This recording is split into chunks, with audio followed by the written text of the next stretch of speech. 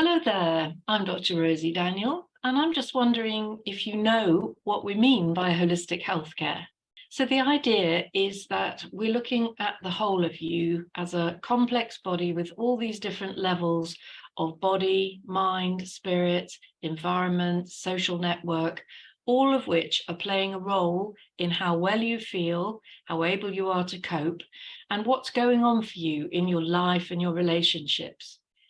We have, all of us, learned habits, patterns, we've acquired beliefs from our families that are dictating a lot of how we work, how we live, and whether we're reaching our potential.